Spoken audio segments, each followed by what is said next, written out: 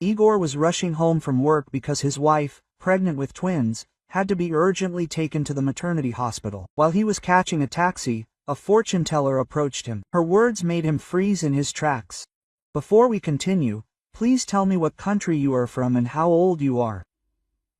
Enjoy listening. Igor jumped up as soon as he heard the secretary's excited voice on the phone. Igor Vladimirovich, Natalia has gone into premature labor. The ambulance took her to the maternity hospital on the 30th. Urgent. The world narrowed to the size of a telephone receiver. Premature labor. He mechanically threw his pen on the table, sweeping away a stack of reports with it. What difference did it make now? Natasha's face was before his eyes, her slightly tired, but always radiant smile. Twins, they had been waiting for them for so long. And now he rushed out of the office without saying goodbye. His colleagues, taken by surprise by his sudden flight, watched him go with puzzled looks. Igor did not notice anything around him. His heart was pounding in his chest, tap dancing anxiously. He felt like a horse walker without a safety net, balancing over an abyss. The street was in the usual chaos of a big city. Cars were honking, people were rushing about their business. No one suspected the drama unfolding in Igor's soul. He desperately tried to catch a taxi, nervously glancing at his watch. Every second seemed like an eternity. Finally, he managed to stop the car. He dictated the address of the maternity hospital, barely keeping the trembling in his voice. The driver, a silent man with a tired look, nodded and pressed the gas pedal. While the car was maneuvering in the flow of cars, Igor tried to calm down, breathe deeply, think about the good. But anxiety, like an annoying fly, did not give him peace. He recalled the last months of Natasha's pregnancy, how she had changed, become more withdrawn, was hiding something. He attributed it all to hormones, to fatigue. Now these memories surfaced in his memory, colored with anxiety and suspicion. And then, as if by a cruel twist of fate, the car stopped at a traffic light. Igor fidgeted nervously in the seat, drumming his fingers on his knee. And suddenly he saw her. An old woman was standing on the sidewalk. She was dressed in a long dark skirt and a faded shawl. Her face was covered with wrinkles, and her eyes burned right through him. There was some unearthly clarity in them, some frightening wisdom. She looked straight at him, as if she had known him all her life. Igor tried to look away, but he couldn't. Something inexplicable drew him to this strange old woman. She slowly approached the car and, leaning towards the open window, said in a quiet, creaky voice, "You will become a father. But not twice, as you think, not once." Quote, Igor was taken aback. What nonsense! Who is this crazy woman? He wanted to say something, to object, but the words stuck in his throat. The old woman, as if reading his thoughts, shook her head and added, "Do not anger fate, my son, not all that glitters is gold." With these words, she turned away and slowly wandered on, dissolving into the crowd. Igor sat as if struck by lightning. What was that? A prediction, a curse, a stupid joke? He tried to brush these thoughts aside, like an annoying fly, but the old woman's words, like a poisonous seed, had already sprouted in his mind. The traffic light turned green, and the car moved off. But Igor could no longer shake off the ominous prediction. Not twice, what do you think, but not once. What did she mean? Would something really happen to the children? Or was he not a father at all? On the way to the maternity hospital, Igor began feverishly recalling the last months. He remembered how Natalia gradually distanced herself from him, as if an invisible wall had grown between them. Conversations became more and more formal, touches, rare and somehow routine. Previously, they could chat for hours about nothing, laugh, share their dreams and fears. Now Natalia preferred to remain silent, buried in her phone or, on the contrary, became overly fussy, trying to fill the silence with meaningless things. He remembered her tear-stained eyes at night. When he asked what happened, she waved him off, said that she was just tired or that she had a bad dream. He believed her, calmed her down, hugged her, and she seemed to shudder from his touch, as if it hurt her, and her frequent absences came back to him. "I'm meeting a friend," she said, putting on her best dress and generously sprinkling herself with perfume. But something in her voice sounded false. And once, when she returned late at night, she did not smell of her favorite scent, but of some unfamiliar, tart, masculine perfume. He asked her about it, but she just waved it off, saying that she probably accidentally touched someone in the cafe. The most painful memory was how Natalia avoided talking about the future. They had dreamed about children for a long time, planned how they would furnish the nursery, what books they would read to them, and when Natalia became pregnant, she seemed to withdraw into herself. She did not care what color the wallpaper would be, what toys to buy. She simply nodded silently at his proposal, showing no enthusiasm. Igor recalled one particularly unpleasant episode. Once, while scrolling through photos on her phone, he accidentally came across a correspondence with a certain Anton. The messages were short, neutral, but between the lines there was some tension, something left unsaid. He asked Natalia who it was. She was embarrassed and said that it was just a former colleague with whom she sometimes corresponded at work. Igor believed her, although deep down there was some unpleasant feeling. The idea of a DNA test arose spontaneously in him, like a flash of lightning. He just wanted to make sure, to dispel his doubts, but Natalia took this idea with hostility. "Are you completely crazy? You don't trust me? How can you suggest such a thing?" she screamed. Her face was distorted with anger.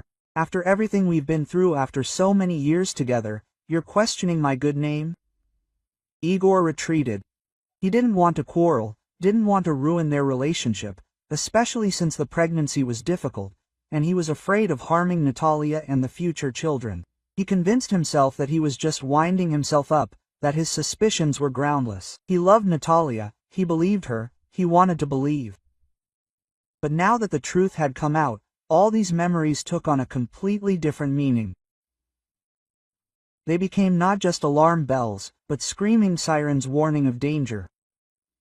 He was blind, he was naive, he was deceived. Igor closed his eyes, trying to stop the trembling in his body. It seemed to him that he was falling into some bottomless abyss, that his world had collapsed, burying all his dreams and hopes under the rubble. He remembered the fortune teller's words, "You will become a father, but not twice, as you think, but not once."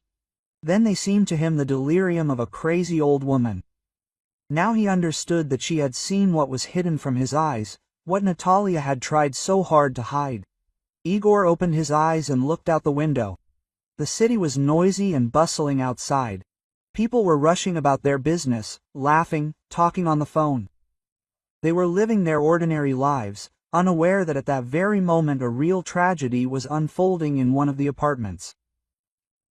He felt completely alone, lost in this huge, indifferent world. He had nowhere to go, no one to turn to for help.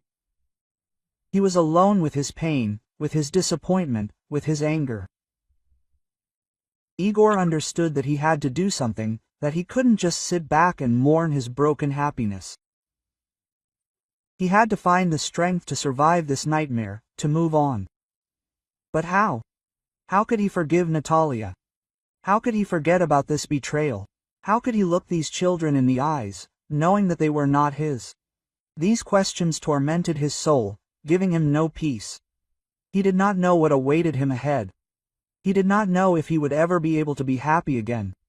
But he knew one thing. He had to find the strength to live on, for himself, for the children, for the future, even if this future seemed so gloomy and uncertain to him now. The maternity hospital smelled of sterility and something elusively sweet, like hope. Igor smiled mechanically at the doctors and nurses. Accepted congratulations from the few relatives who came to visit Natalia. Held in his arms tiny bundles of blood wrapped in a blue blanket. Twins, his sons, or the anxiety that he had so diligently driven away from himself, had reared its head again. The fortune teller's words sat in his mind like a splinter. "You will become a father, but not twice, as you think, but not once." He tried to convince himself that this was nonsense, an accident, a coincidence. But the longer he looked at Natalia, at her pale, tired face, the stronger the feeling of falsehood became. She seemed distant, avoiding his gaze. Several days flew by in some kind of fog, endless feedings, swaddling, sleepless nights. Igor tried to help, did everything in his power, but an icy wall grew inside. He could not shake the thought that he was living a lie. Then an envelope arrived. An ordinary white envelope with no return address. Igor found it in the mailbox when he was returning from the store with baby food. His heart sank, sensing something was wrong. Inside were photographs, several shots taken, apparently, with a hidden camera. They were of Natalia and some man. Igor recognized him. Anton, Natalia's former colleague, with whom she had once worked on the same project. In the photographs, they were hugging and kissing. The pictures were dated 7 months earlier. 7 months before the twins were born, Igor felt the ground slipping out from under his feet. He sank down on the table, unable to take his eyes off this irrefutable evidence of betrayal. There were more papers in the envelope, copies of the DNA test results. Anonymous, no names, just numbers. Igor barely recognized Natalia's handwriting on the cover note attached to the tests, where she indicated the numbers assigned to each of the twins. He forced himself to read the results. First with one number, then with another. Numbers, letters, scientific terms, everything merged into one terrible verdict. Probability of paternity 0%. 0. The world collapsed. Everything he believed in, everything he lived for, turned to ashes. The pain was so strong that he could neither cry nor scream. He just sat, numb, staring into one point, unable to comprehend what had happened. Natalia entered the room. She was carrying one of the twins in her arms. She froze when she saw Igor. Her face turned pale. "What happened?" she asked quietly. Igor silently handed her an envelope. She took it with trembling hands. First she looked at the photos, then at the DNA results. With each glance, her face became more and more guilty and unhappy. "Igor," she whispered, "I can explain everything." He was silent. He didn't want to listen to anything. What explanation could there be? "It was a mistake," Natalia said. Her voice trembled once. "I was drunk. I was afraid to tell you. I was afraid you would leave. I thought I could live with this. I thought it would all be forgotten." "Forgotten," Igor finally said. His voice was hoarse and alien. "Did you think I would forget that I was raising other people's children? Did you think I would forget that you had been deceiving me all this time?" Natalia began to cry. "Forgive me," she sobbed. "Forgive me. I know what I did was terrible. I know I deserve to be punished, but please don't go. Please don't abandon me and the children." Igor looked at her tear-stained face, at the child she was holding in her arms. He saw fear, despair, remorse in her eyes, but he did not see the truth. He did not see the woman he loved. Quote, "I'm leaving," he said. His voice was hard as steel. "I can't stay here any longer. I can't live a lie." Quote. He stood up and walked to the door. Natalia rushed to him. "No, Igor," she begged. "Please don't go. We can fix it. We can start over." Quote. He stopped without turning around. "No, Natalia," he said. "Nothing can be fixed. Nothing can be started over. It's over."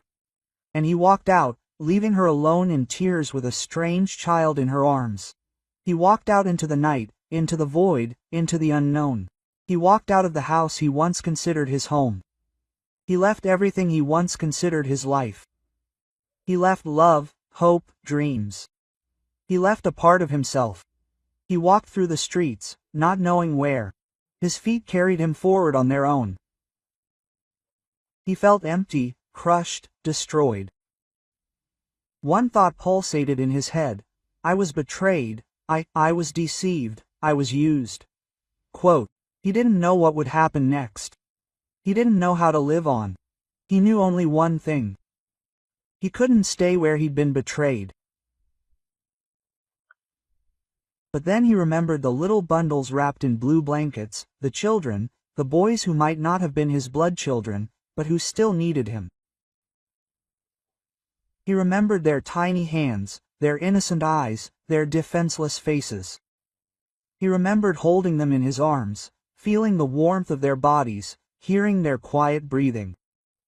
Igor spent the night at a friend's, as if in a fog. Natalia's phone was ringing off the hook, but he didn't answer. The words of her confession, like a broken record, were spinning in his head, haunting him. It was a mistake. I was afraid you'd leave. I was afraid. And what now? What now with his life, with his faith in love, in family? In the morning, with a heavy head and a sense of universal injustice, he went to the fortune teller.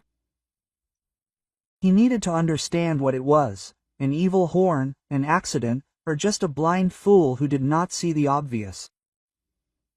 He remembered her words, her piercing gaze. She seemed so confident in her prediction. Maybe she knew something that was hidden from him. But when he arrived at the place where her shop stood, it was empty. As if she had never been there. He asked the neighbors, but no one remembered any fortune teller. Yes, it was always like this. An empty lot, the saleswoman from the neighboring store shrugged. Igor felt an icy horror grip him. Was this all? A figment of his imagination, a nightmare. But the photographs, the DNA results, Natalia's confessions, all this was reality, cruel and merciless. For several weeks he lived separately, as if in a vacuum. He worked automatically, ate whatever he had, slept in fits and starts. He refused to divorce, although Natalia insisted. He understood that it was hard for her, that she felt guilty, but he couldn't forgive her yet. He needed time to sort himself out, his feelings. He demanded distance, to be able to distance himself from the pain at least a little. The hardest thing was not to see the children. He missed them madly, their smell, their smiles, their little hands clinging to his. He remembered how he chose their clothes, how he sang lullabies, how he rejoiced at their first success. And now he had to give up all this, give up on them. He began to visit them. At first timidly, furtively, trying not to meet Natalia. He came when she left the house, just to sit with them, to watch them play, to sleep. He felt how their little hearts reached out to him, how they recognized him, how they rejoiced at his arrival. And then it became even more painful for him. They were not guilty of anything. They were just children in need of love and care. One day, when he held one of the babies in his arms, who looked at him with his big blue eyes and smiled.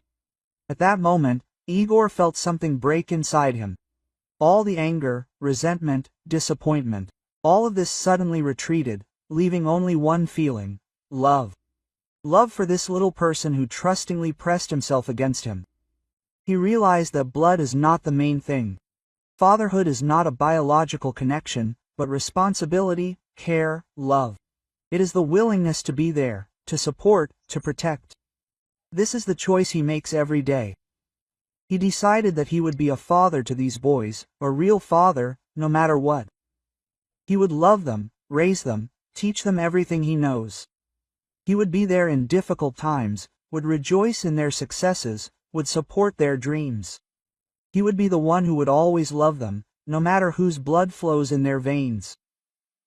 He began to spend more time with them, walked in the park, played in the sandbox, read bedtime stories. He learned to understand them, to feel their mood, guess their desires. He became for them not just a stranger, but a real friend, protector, father. Of course, it was not easy. He faced misunderstanding, condemnation, contempt. Many acquaintances turned away from him, considering him crazy, weak, a wimp. How can you raise other people's children? They said. You spend your life, your time, your money on them. They will never be grateful to you. But he did not listen to them. He knew that he was making the right choice. He saw how the children grow, how they develop, how they become more and more attached to him.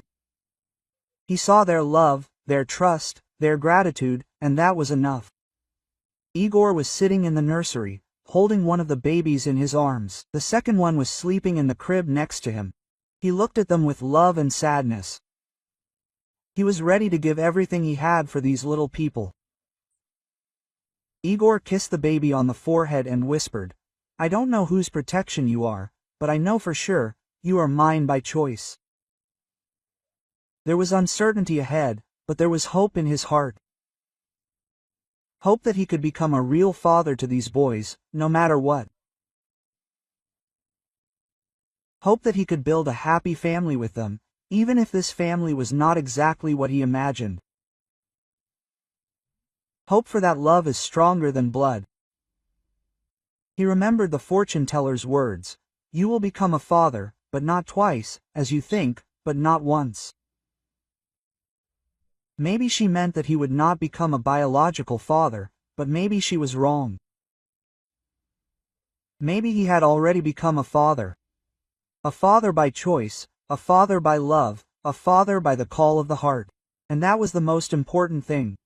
Everything would definitely be fine, because he had them, his children, his family, his life.